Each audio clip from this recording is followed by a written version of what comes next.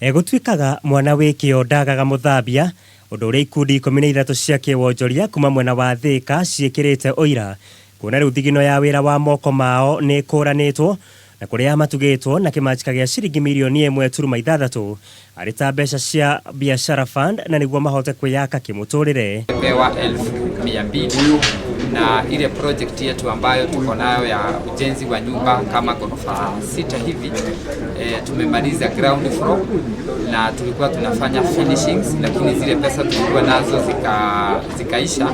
Amwe Aria magunikite na mbeca ici ni aria mahetwo ngombo na hau kabere na niguo kwambika tabarira itiganite na riu makarikia guciriha na kuhota kuramata tabarira icio. Tunalisha mbuzi sikisana huwa tunaziuza,